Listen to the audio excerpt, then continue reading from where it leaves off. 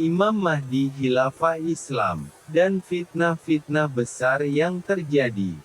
Bisa jadi yang sekarang gembar-gembor khilafah justru ketika Imam Mahdi muncul ia hianat dan memusuhi Imam Mahdi.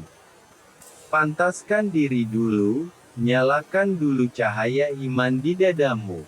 Perbaiki dulu amalia hakikat syariatmu, nggak usah muluk-muluk mau mendirikan khilafah, nggak ada dalil dan ceritanya khilafah itu bisa dibuat-buat.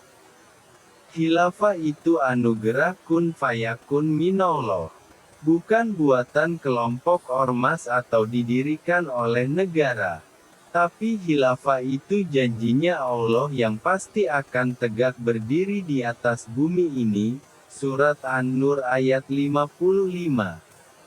Nggak usah ikut sana ikut sini yang nggak jelas, mendingan perbaiki Islam, iman sehingga mencapai makom ihsan lewat para guru aulia.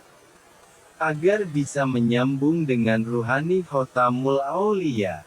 Imam Mahdi sehingga kita masuk dalam kategori ikhwan akhir zaman.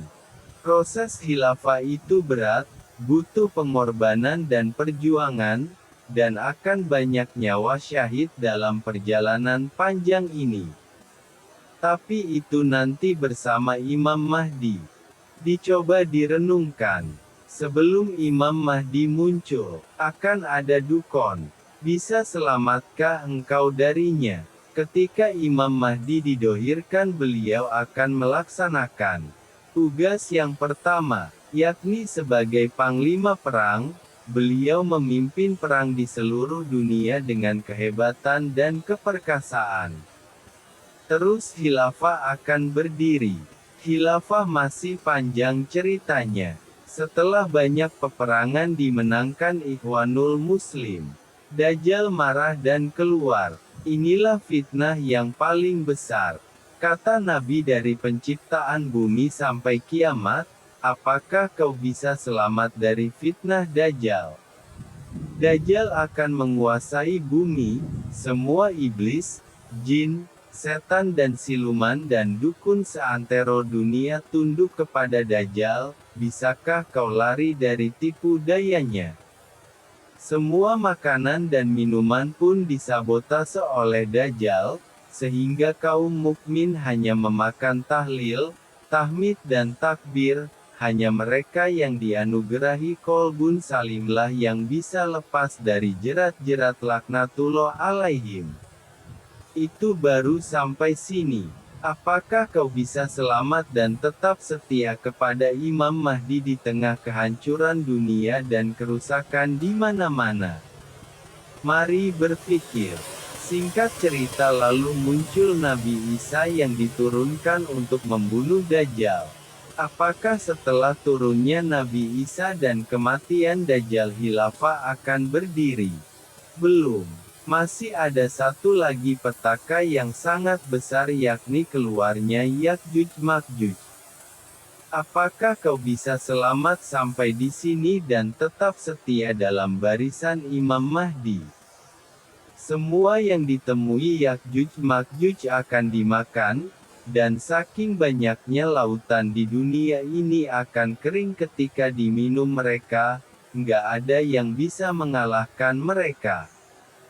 Sampai Allah menurunkan wahyu agar Nabi Isa, Imam Mahdi dan segenap pasukan Ikhwan serta kaum muslim untuk menyelamatkan diri naik ke Gunung Tursina. Setelah Ya'juj Ma'juj merusak dan menguasai dunia, barulah Allah menurunkan wahyu kepada Nabi Isa. Nabi Isa pun berdoa. Maka Allah menurunkan ulat dari neraka dan Ya'juj Ma'juj mati bergelimpangan di mana-mana.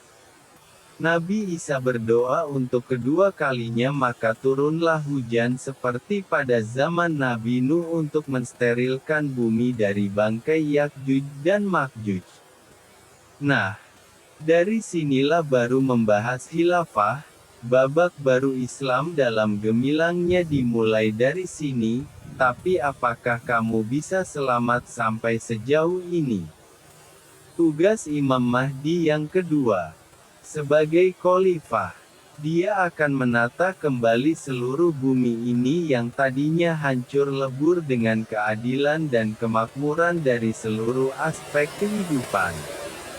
Yang mana seluruh isi bumi ini akan dikeluarkan serta rahmat dari langit akan diturunkan semua. Saat itulah kejayaan akhir zaman. Islam dalam masa keemasannya dan Islam mencapai kejayaannya. Gak ada peperangan, iri dengki sirna semua. Pada masa ini hati semua orang senang dan diliputi kasih sayang sempurna. Saat itu seumpama orang bersedekah sekarung emas, semua tidak ada yang mau.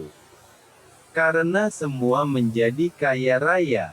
Yakinlah, saatnya nanti, saatnya akan terbuka, matahari akan menyinari dan gelap akan tersingkap.